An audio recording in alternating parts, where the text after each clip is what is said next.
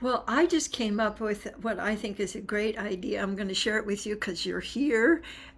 Is that we're going to create a new circle on Mighty Networks, which is our gathering place for our community.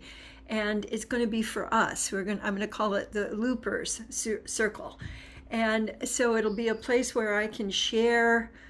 I find stuff all the time that's particularly about attention, and I can post that, and we all can communicate with each other about, like, if you're wanting a particular kind of looping, for you or for others, you can post that on the circle, and so that's going to be happening, and we'll of course let you all know when that gets achieved. But I felt very happy about having a place in addition to Mondays, where we can communicate with each other. So that's going to be happening over the next period of time. I don't know why I didn't think of it earlier, but I think it bandwidth. So my bandwidth is getting more expanded now. So I'm getting more creative ideas.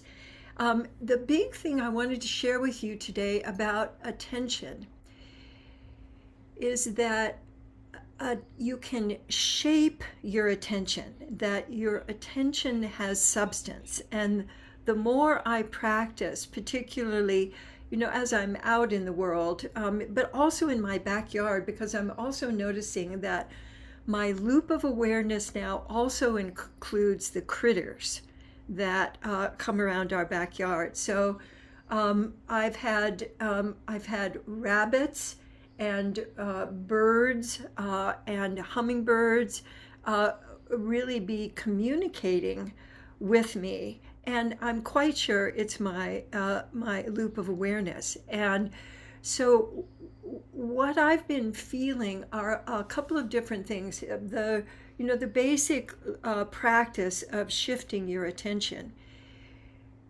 At the base of that is the quality of your noticing. So most of us have attention connected to negativity. So pay attention. So as I say this to you, just notice how your body responds. Do you get more space or less space? Do you feel more connection or less connection? So pay attention. So when I experience it's kind of like this with pay attention. And also my breath stops. So notice if I say, come on now, pay attention. How does your body receive that? So I'd like you to just notice that most of our attention and most of what our brain does is to focus on what's wrong. And a lot of, I think, of how we use our attention is for what I would call the great calm down. There's just a lot of how people think that you should feel less. If you're functioning correctly, your mechanism should be running smoothly and have less kind of interference of all kinds. But what I've noticed is that as I'm giving myself attention and also I'm noticing. So notice the difference between pay attention and now notice. I'd like you to notice something going on in your body right now.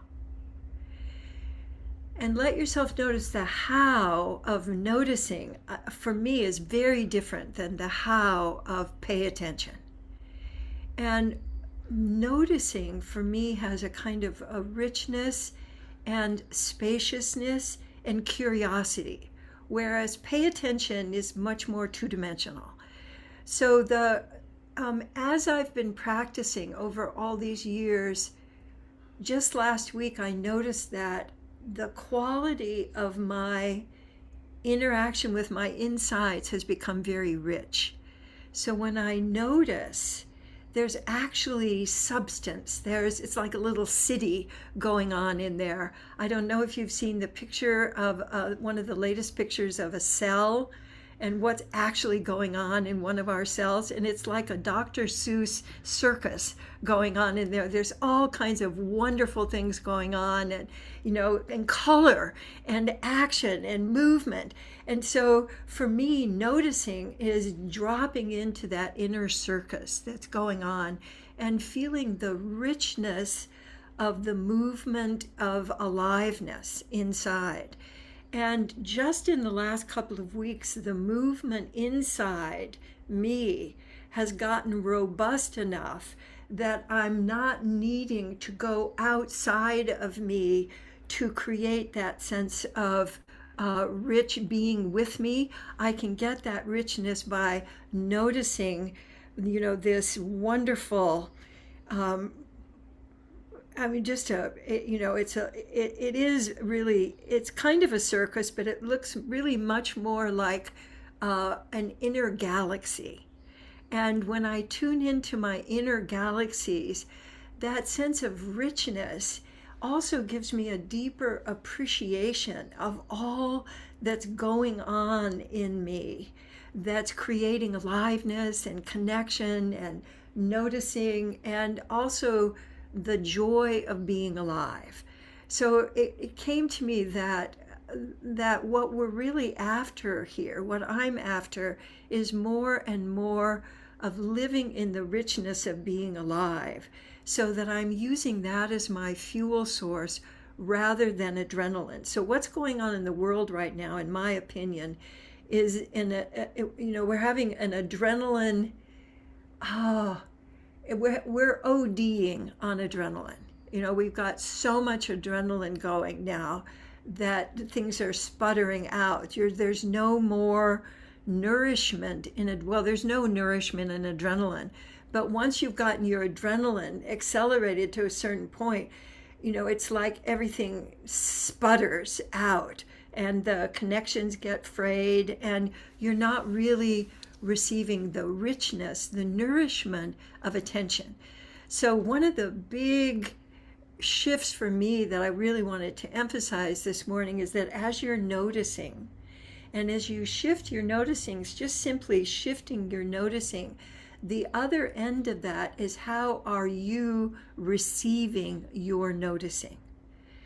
So we have drought all over the place, that water is not seeping into the land. Noticing that the metaphors are, you can look anywhere to get the same metaphor, which is there's lots of nourishment available, but is your organism able to actually receive it? So the bounce off, that adrenaline creates a bounce off, because when you're in adrenaline, you're basically protecting yourself.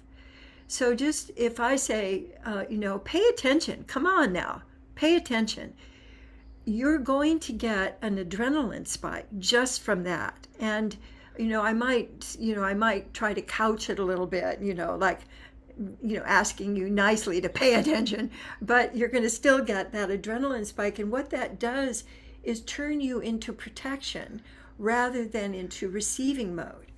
Because as I look at animal, I in my Instagram feed has all kinds of animal channels, and I'm particularly fascinated with elephants right now. I went through an otter phase, and now I'm in my elephant phase of baby elephants. Oh my gosh, and how they learn how to use their trunks takes 2 years how to learn to use their trunks, which is, I think, quite hilarious. And the thing particularly with orphaned elephants need exactly the same thing that human babies do. They need safety and they need touch.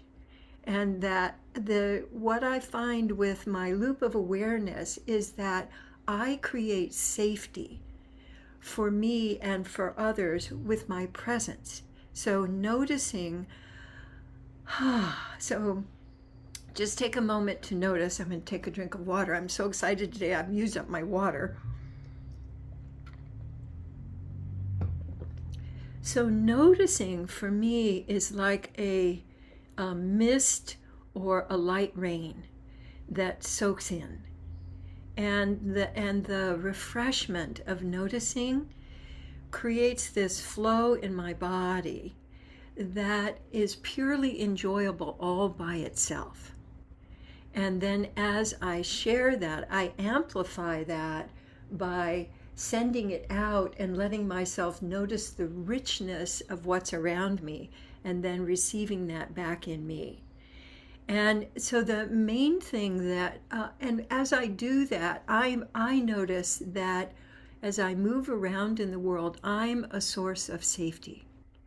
And even as I turn my attention to others, and here, one is that I'm a source of safety, and then you get to create, oh, it is safe for me to be here. It's safe for me to be a source of safety. And then from safety, we can create that connection of being with. So to me, it's right now, it's very simple. What we all need is safety and being with. And that sense of being, and then being with, and then withing. I think somebody may have made this up, and I don't remember who it was. So apologies if there's somebody who's invented withing, and I don't remember who it is. But the people don't need. We have all of our solutions. We don't need solutions. We need withing, and that sense of, would you like feedback? Would you like presence? Would you like solutions? Or would you simply like being withing? And that's one of the things I think we can offer to each other, and which we do in our meetings, but that we can also offer in the rest of our lives as we move around. And that as each of us settles into safety and withing, what emerges from that is creativity and new solutions, because adrenaline is only going to circulate the old solutions, which and escalate the old solutions, and we're seeing, we go through this periodically over the centuries, and we're in a new round of escalating adrenaline, thinking that that's going to change things.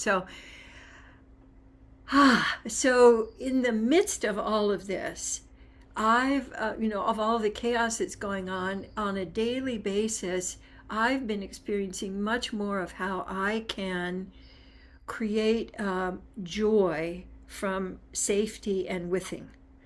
And then that joy then allows me to meet others in that moment. And then we're circulating more attention, we're circulating more noticing, we're circulating more of being with each other. And I'm so glad that you're here, Karina, because you were one of the people that I wanted to with. Karina just had surgery last week down at Cedars-Sinai for thyroid cancer, and you're back with Ojai, which is wonderful. That's her dog. She named Ojai, and, so you're having wonderful withing. So I would just like to take a moment to feel a little teary, to just celebrate that you're here, that you went through your surgery successfully, that you're resting and recovering. So wholeness for you and wholeness for us. And so just circulating the loving attention. And that's one of the things that I want to do on our loopers circle, is that you can come on and say, I would love some looping for my neighbor or my, and it doesn't have to be somebody who's local, because I found that our attention actually can go all the way out into the cosmos, not just the globe. That's child's play. We can send our attention way, way out, and including our ability to create wholeness, to enjoy the expansion of wholeness. So those are a couple of things that I wanted to share with you this morning about our looping. One of the things I'm also going to put on the circle is some of our most the loop of awareness sessions that we've had that have had the most impact, just to have them. We'll have some recordings there. So like if you're needing a little bit more, a little bit more juice, a little bit more like a big blanket and a fort and a pillow, and so that we'll have recordings that you can listen to, because the best help that we can give each other is to, attention is really love. It's like, shh, no, attention is love. So when you're giving your attention, you're love in action. That's why we call this love in action. So if any of you are especially wanting or needing, if your reservoir is feeling empty, you can call on any of us, but you can also call on the field of what we're generating together is quite real. When I dip into it, I can feel you all, which is, just quite wonderful. And also, I invite you to invite people. This is a great entry place for people who may want to know, what are we up to and what's the community about, and, why bother? This would be a great place to invite people to just, try out what we do with each other on a daily basis. So how about let's bring up our card that Michelle picked today, because I totally spaced out a card today, which I think is actually a good thing that I didn't think of it, loosening the grip of different things. So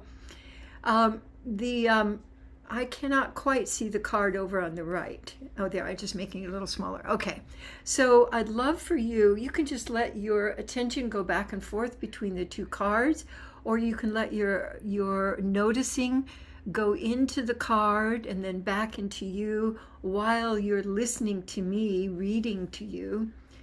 I experience reality directly through my body and make genuinely response-able choices. Ah, boy, that's the heart of a lot of possibility. I experience reality directly through my body and make genuinely response-able choices. How can I shift from defensiveness into genuine openness in listening and discovery? Ooh, these are both very juicy. I haven't seen these in a long time, and I'm feeling a big in-breath and more spaciousness as I'm tuning into these sentences and this question. How can I shift from defensiveness into genuine openness and learning and discovery? Genuine openness to learning and discovery. So openness to learning, of all of the different intentions, that's probably one that is incredibly powerful. So opening to learning in all different dimensions. I'm just thinking about our current administration and what that administration, the commonality is that there's zero openness to learning. So it's revolutionary, actually, to meet your experience with an openness to discovery. The question of, what could I learn here? In any kind of a situation is going to open up all of those cellular shifts. And we have a helicopter going over. I don't know if you can hear it, but lots of activity on this Monday morning. So everybody gets defensive, and particularly the default social control has been shame and defensiveness and stop what you're doing and do something else. So openness to discovery and openness to learning is really radical. And as you even ask yourself that question of, what could I learn here? What could I learn from the situation? What could I learn from this thing that looks like it's impossible? Is a radical way of including what's going on, welcoming everything that's going on instead of, no, I can't pay attention to you unless you come in this particular form, or you say this particular thing, or you don't say this. So I invite you to experiment with this week, because my sense is that it's going to open even so much more flow and presence for you. So healthy responsibility is your ability to respond.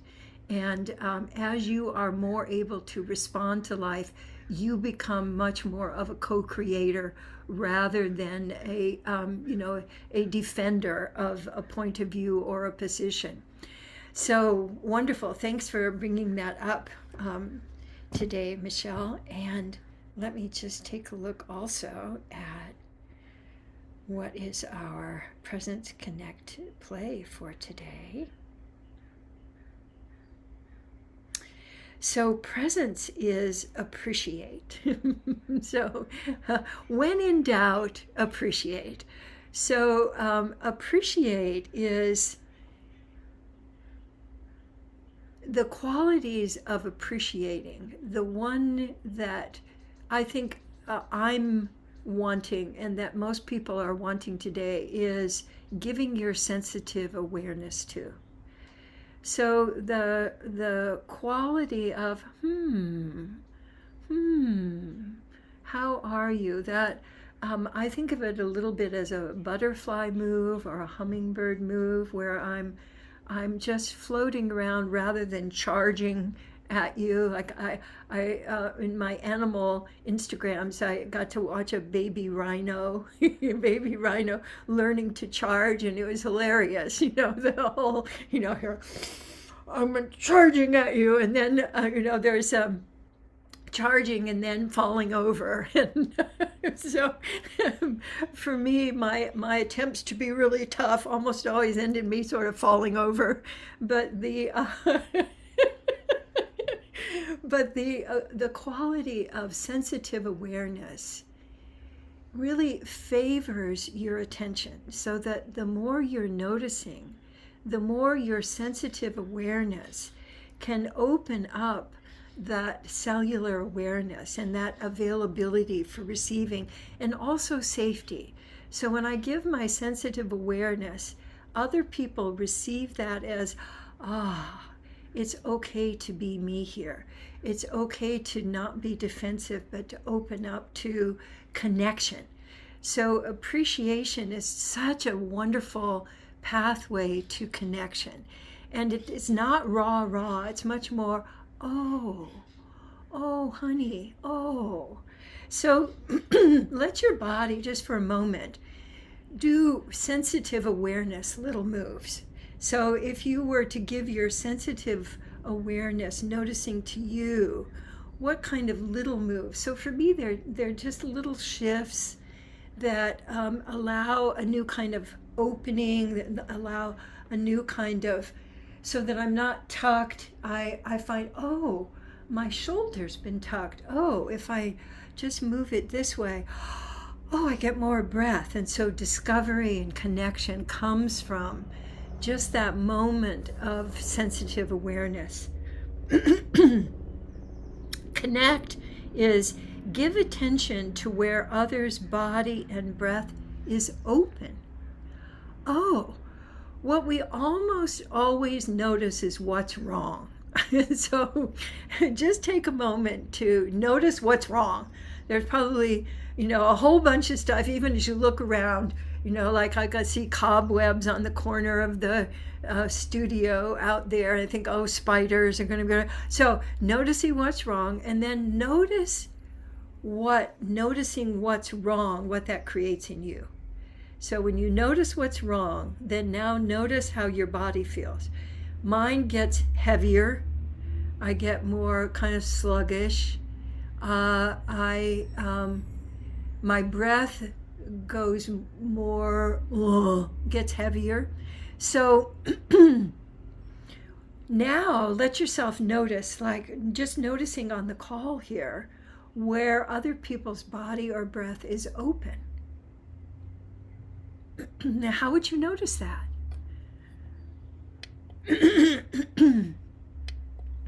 So I like to start with where I feel open, like I'm feeling open under my ribs right now.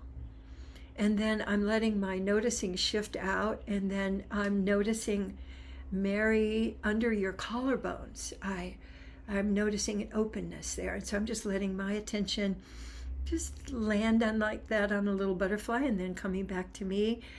So the habit of noticing what's open actually creates openness and creates the possibility of even just a glance. We're having out of our girl Greta died more than 6 months ago, and we're moving through our, the deeper parts of our grieving. So there's more open space now.